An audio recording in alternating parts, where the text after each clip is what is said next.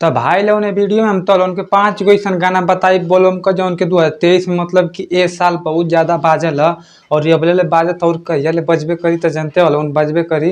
लेकिन हम तो लोगन के 5 गो ऐसा गाना दिखाए कि फिलहाल आजकल मतलब कि बहुत ज्यादा मतलब व्यूज की मामला में बहुत ज्यादा सुनल गई और देखल गई। तो जौन एक नंबर पे गाना आऊ पवन सिंह का हाई गाना है भोले बाबा। तो भाई लोग गाना मतलब व्यूज की मामला में ये साल मतलब बहुत ज्यादा सुनल गई।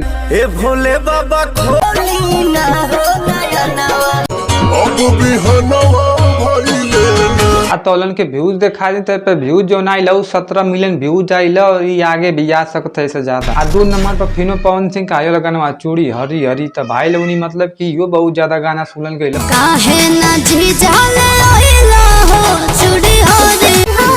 तोलन के व्यूज बता दी तो 15 मिलियन व्यूज आइल। जो 3 नंबर पर सिंगर वो सिंगर का नाम खेसारी लाल यादव। तो तोलन के बता दी भाई लोग किन करे वो गाना हवा जो उनकी बहुत ज्यादा सुनल गई इस साल के मामला में।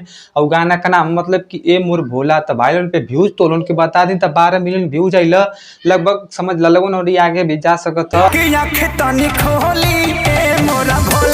4 नंबर पे जौन सिंगर वो सिंगर का नाम है नीलकमल सिंह। तो भाई लोग उनकर गाना मतलब कि गाना वो गईले हम बहुत ज्यादा उनकर गाना मतलब सुनल गईल। और गाना का नाम है मतलब कि लागे बाबा के भंगिया रसगुल्ला।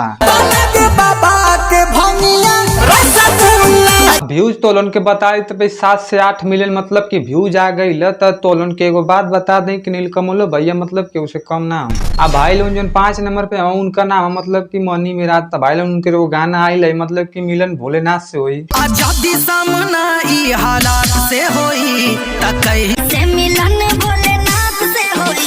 ये गाना पे तोलन के व्यूज बताई तो 6 से 7 मिलियन व्यूज आ गई। तोलन कमेंट करके बताइए की तोलन गाना सुनले वाला की नहीं मैं नहीं बताऊंगा। तो भाई लोग नहीं रहा 5 गो ऐसा गाना जो ए सीजन में मतलब कि बहुत ज्यादा सुनल गई। और तोलन के 6 नंबर पे गाना बताते हैं कौन 6 नंबर पे गाना है।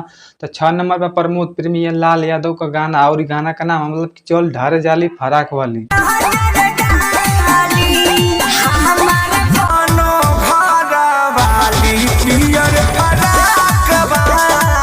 भाई लोग नहीं जो गाना प्रमोद प्रेमी यादव का तो लोग से बता दें कि यो गाना कोनो गाना से कम ना पे व्यू दे वाला तो 5 मिलियन व्यूज आ गई और आगे भी अबे करी कहे से कि यो गाना खूब बाजल। अच्छा ना तो लोग की अगला वीडियो मिलत है इसने कोनो वीडियो लेके।